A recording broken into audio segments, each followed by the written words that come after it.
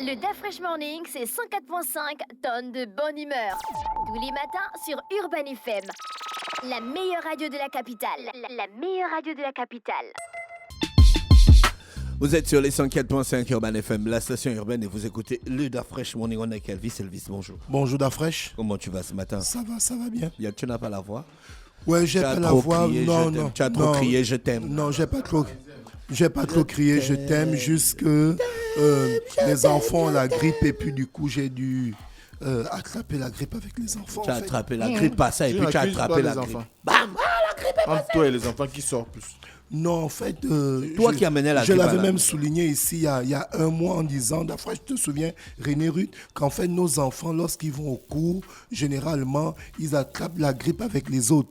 Donc ce qui fait que les parents doivent suivre les enfants le traitement à la maison, et lorsque celui-ci est bien guéri, on le renvoie à l'école. Et tu te souviens, tu m'avais posé la question de savoir est-ce que les parents ne doivent pas suivre les enfants tous les jours. Je t'avais dit que les parents peuvent suivre les enfants tous les jours, mais lorsqu'ils sont à l'école, ils n'ont plus accès aux enfants. Donc ce qui fait que généralement nos enfants qui attrapent la grippe à l'école, lorsqu'on les soigne à la maison, et quand ils repartent au cours, ils attrapent encore la grippe avec les autres, parce qu'il y a d'autres enfants dont les parents ne font pas suivre le traitement jusqu'à la fin. Donc voilà un peu pourquoi ma voix est partie. Donc pourquoi tu as la grippe? Parce que les parents ne suivent pas les enfants. Non, parce que mon fils a ramené la grippe à la maison.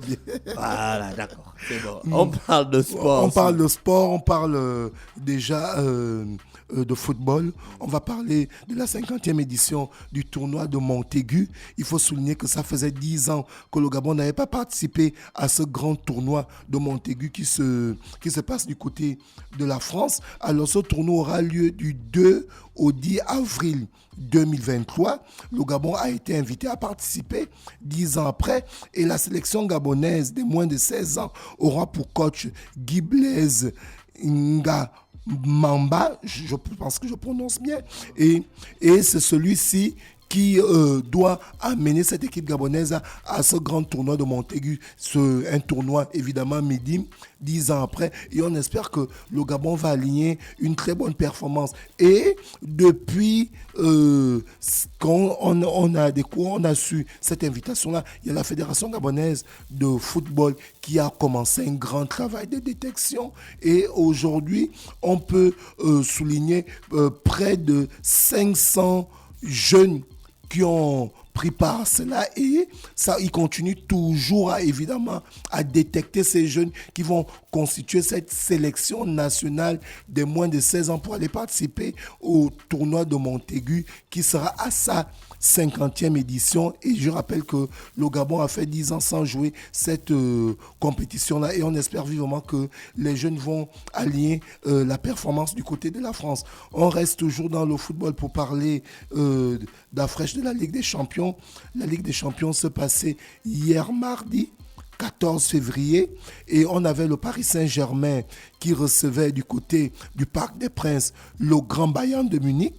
Le Grand Bayern de Munich, qui n'a pas créé la surprise, parce que lorsque le Paris Saint-Germain joue contre le Bayern de Munich, généralement on sait déjà que c'est une victoire du Bayern de Munich. Et pour la petite histoire, c'est toujours le joueur qui a été formé par le Paris Saint-Germain, à savoir Kingsley Coman, qui marque toujours contre son club formateur.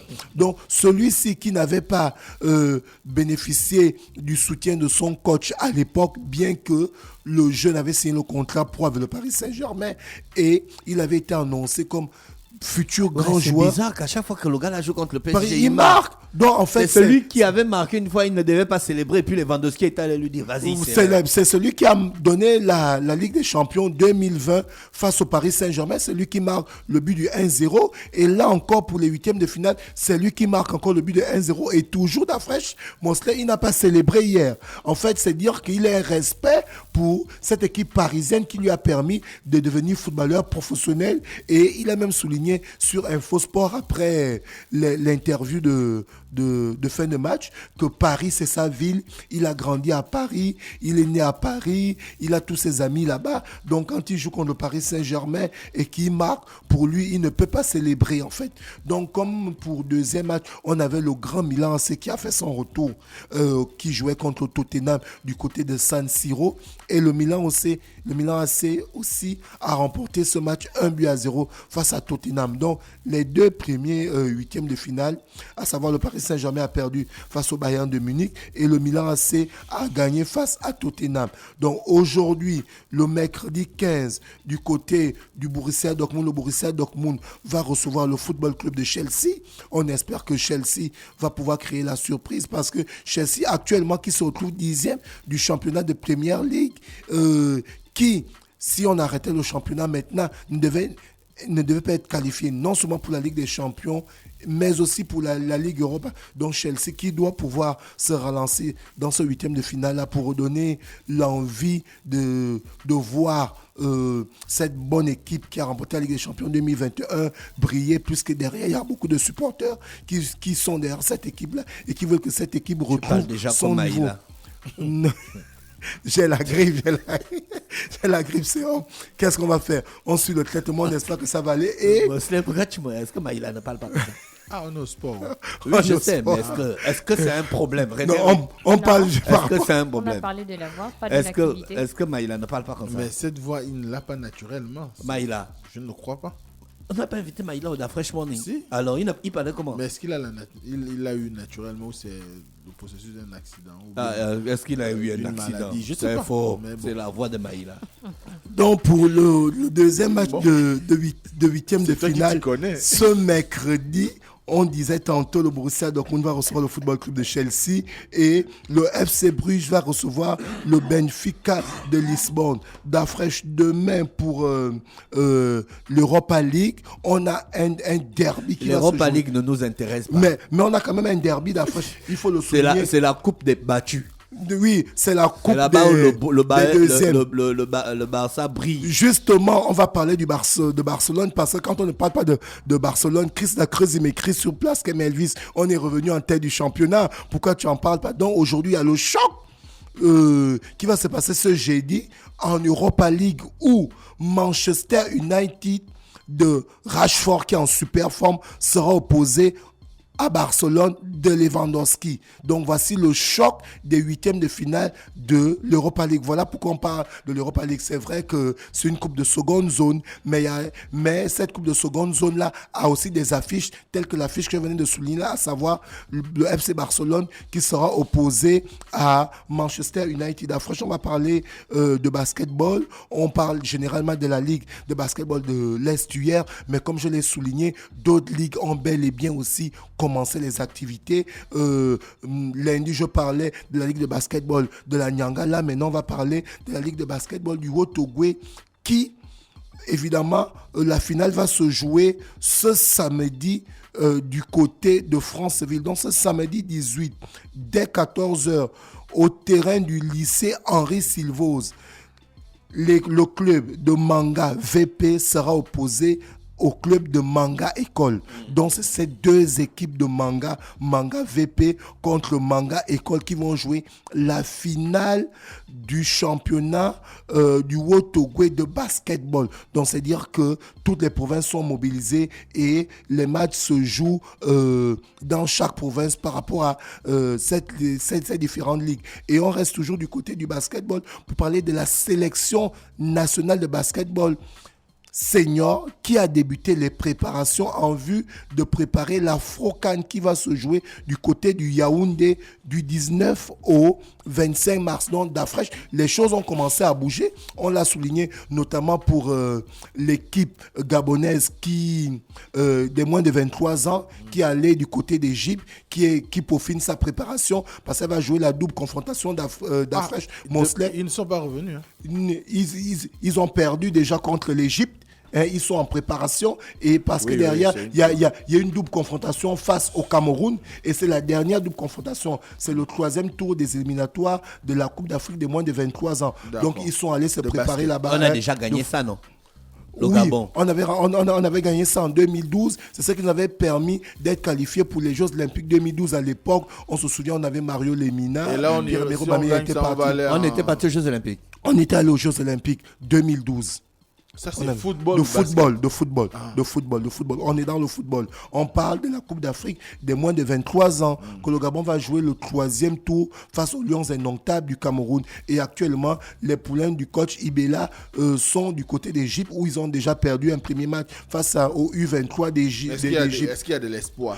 Oui, il y a de l'espoir. Plus qu'aujourd'hui, on est au 3e tour. Si on est au 3e tour, c'est qu'on a pu passer le premier et le 2e tour. Et si on a pu passer le premier et le 2e tour, ça veut dire qu'on peut aller prendre la qualification. Et est-ce qu'on peut espérer aussi aller aux Jeux Olympiques si on fait une belle performance? Bien sûr que oui, puisqu'on a déjà été aux Jeux Olympiques en 2012. On a déjà été aux Jeux Olympiques en 2012. Donc, on ne va pas dans un terrain qu'on ne connaît pas. On va dans un terrain qu'on est déjà allé, en fait. Donc, on espère que le coach Ibela est en train de peaufiner son groupe et la double confrontation face au Cameroun, il va falloir qu'on puisse arracher la qualification là. Et cette double confrontation là ne se limite pas seulement chez les U23, ça se passe aussi du côté de l'équipe nationale A qui va jouer la double confrontation face au Soudan, toujours en mars, parce que ce sera un grand calendrier FIFA. Donc, il sera question que les U23 puissent arracher 2 matchs positifs face au Cameroun. Pourquoi pas remporter du côté de Franceville le match contre le Cameroun et aller faire un match positif à Yaoundé ou à Douala où le match va se jouer pour être qualifié pour la Coupe d'Afrique des moins de 23 ans. Et le Gabon aussi, lorsqu'on va jouer face au Soudan, comptant pour les éliminatoires de la CAN A, du côté de la Côte d'Ivoire, si on remporte nos 2 matchs face au Soudan en aller-retour, on sera directement qualifié. Donc, c'est ce qui se passe aussi du côté de basketball, comme je le soulignais, parce que tout a démarré de Mosley. Le Covid est terminé, les activités ont repris de plein pied, donc ça bouge partout, que ce soit au niveau du basket, du hand, du volley. On a pu le voir, je l'ai parlé lundi, de la victoire de Pierrick Linda Moulin, qui a remporté le championnat de France espoir en prenant la médaille d'or aux 60 mètres et en prenant la médaille d'argent aux 200 mètres. Donc ça bouge déjà. Donc on espère qu'au niveau de la sélection A, le travail se fait parce qu'il va falloir aller prendre la qualification de la FOCAN du côté de Yaoundé qui va se passer du 19 au 25 mars prochain. On va clôturer cette note de sport avec le 10 km de Port-Gentil. Les inscriptions ont commencé. Les inscriptions se passent du lundi au samedi sur le stand-up du 10 km situé à la foire municipale de Port-Gentil de 10h à 16h. Le 10 km de Port-Gentil. Ça va se passer le 8 avril. Donc les inscriptions ont bel et bien démarré. D'après, c'est une compétition qui prépare une autre compétition. Et pour bien organiser ces différentes compétitions, il faut se prendre 2 mois, 3 mois, voire même 4 mois avant. Donc voilà pourquoi la compétition devant se passer le 8 avril. Les inscriptions ont déjà commencé. Ça permet à ceux qui organisent les marathons de Libreville, parce qu'il y a le marathon de Port-Gentil, il y a celui du Haut-Ogooué, je parle des 10 km de Massoukou, et ensuite il y a le grand marathon de Libreville. Donc lorsqu'une compétition est terminée, à peine elle finit, vous devez déjà rentrer en préparation pour la seconde édition. Donc voilà pourquoi les organisateurs ont démarré les inscriptions. Et là, on a la course du 10 km qui est ouverte aux coureurs hommes et femmes, licenciés ou non, ayant 16 ans révolus le jour de la course. Et on nous précise que la course est née le 8 avril 2007. Donc ce sont des compétitions qui sont là, qui sont déjà inscrites dans le calendrier des différents marathons. Et on a la course junior qui est de 3 km, qui est ouverte aux enfants et aux garçons et aux filles licenciés ou non, ayant de 12 à 15 ans le jour de la course. Et donc c'est dire qu'il y a toute une préparation qui est faite, il y a toute une harmonisation qui est bien située, qui est bien planifiée. Et voilà pourquoi les inscriptions ont bel et bien démarré. Et ça se passe du côté de la foire municipale de Port-Gentil de 10h à 16h. Merci Elvis avec nous ce matin sur les 104.5 Urban FM, la station urbaine pour parler de sport. On va en musique et on se retrouve juste derrière. Le DAF Fresh Morning. Le DAF Fresh Morning, c'est 104.5 tonnes de bonne humeur. Tous les matins sur Urban FM. La meilleure radio de la capitale. La meilleure radio de la capitale.